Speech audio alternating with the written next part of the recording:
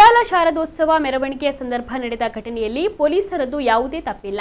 ಉಳ್ಳಾಲ ಶಾರದೋತ್ಸವ ಆಯೋಜಕರು 1 ಗಂಟೆಗೆ ಮೆರವಣಿಗೆ ಮುಗಿಸುವುದಾಗಿ ಸಭೆಯಲ್ಲಿ ಭರವಸೆಯನ್ನು ನೀಡಿದ್ರು. ಆದರೆ ನಿಗದಿತ ಸಮಯಕ್ಕೆ ಮುಗಿಯದ ಹಿನ್ನೆಲೆಯಲ್ಲಿ ಅಧಿಕಾರಿಗಳು ಸಂಗೀತವನ್ನು ನಿಲ್ಲಿಸುವಂತೆ ಸೂಚನೆಯನ್ನು ನೀಡಿದ್ರು. ಆ ಬಳಿಕ ಅಹಿತಕರ ಘಟನೆಗಳು ನಡೆದಿವೆ ಎಂದು ಮಂಗಳೂರು ಪೊಲೀಸ್ ಕಮಿಷನರ್ ಸುಧೀರ್ ಕುಮಾರ್ ರೆಡ್ಡಿ ಅವರು ತಿಳಿಸಿದ್ದಾರೆ. ಉಳ್ಳಾಲ ಶಾರದೋತ್ಸವ ಮೆರವಣಿಗೆ ವೇಳೆ ನಡೆದ ಘಟನೆಗಳಿಗೆ ಪೊಲೀಸರೇ ಕಾರಣ ಎಂಬುದಾಗಿ ಬಿಜೆಪಿಯ ಕೆಲವರು ಮಾಡಿರುವ ಆರೋಪಗಳ ಬಗ್ಗೆ ಪೊಲೀಸ್ ಕಮಿಷನರ್ ವಿವರಣೆಯನ್ನು ನೀಡಿದ್ದಾರೆ. ಕಾನೂನು ಪ್ರಕಾರ 1 ಗಂಟೆ ತನಕ ಸಂಗೀತಕ್ಕೆ ಅವಕಾಶ ಇಲ್ಲದಿದ್ರೂ ಮೆರವಣಿಗೆಗೆ ಅಡ್ಡಿಯಾಗಬಾರದು ಎಂದು ತಡೆದಿರಲಿಲ್ಲ.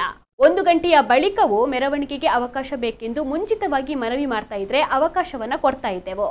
1 ಗಂಟೆಯ ಬಳಿಕ ಪಿಎಸ್ಐ ಮೈಕ್ ಆಫ್ ಮಾಡಲು ತೆರಳಿದ್ದಾಗ ಅಲ್ಲಿದ್ದ ವ್ಯಕ್ತಿಯೊಬ್ಬ ಅವಾಚ್ಯವಾಗಿ ನಿಂದಿಸಿದ್ದಾನೆ. ಪಿಎಸ್ಐ ಕರ್ತವ್ಯಕ್ಕೆ ಅಡ್ಡಿಪಡಿಸಿದ 3ರನ್ನ ವಶಕ್ಕೆ ಪಡೆದು ಠಾಣೆಗೆ ಕರೆದೊಯ್ದಿದ್ದಾರೆ.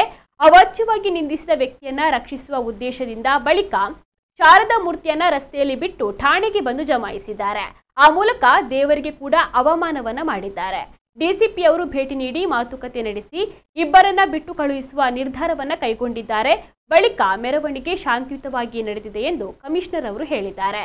ಇನ್ನು ಉಳ್ಳಾಲ ಶಾರದೋತ್ಸವ ವಿಚಾರದಲ್ಲಿ ಸಾಮಾಜಿಕ ಜಾಲತಾಣದಲ್ಲಿ ಶಾಂತಿ ಕದಡುವ ಸಂದೇಶವನ್ನ ಹಾಕಿದ ಆರೋಪದಲ್ಲಿ ಆಯಿಷಾ ಮೊಹಮ್ಮದ್ ಎಂಬ ಫೇಸ್ಬುಕ್ ಖಾತೆದಾರರ ವಿರುದ್ಧ ಕೂಡ ಈಗಾಗಲೇ ಉರ್ವ ಪೊಲೀಸ್ ಠಾಣೆಯಲ್ಲಿ ಪ್ರಕರಣ ದಾಖಲಾಗಿದೆ ಎಂದು ಹೇಳಿದರು. ಉಳ್ಳಾಲ ಶಾರದೋತ್ಸವ ಮೆರವಣಿಗೆಯ ವೇಳೆ ನಡೆದ ಘಟನೆಗಳಿಗೆ ಸಂಬಂಧಿಸಿ ಇದೀಗ ಕೆಲವರು ತಮ್ಮ ಲಾಭಕ್ಕಾಗಿ ಮೊಗವೀರ ಸಮುದಾಯದ ಜನರನ್ನ ಪ್ರಚೋದಿಸಲು ಯತ್ನಿಸ್ತಾ ಇದ್ದಾರೆ.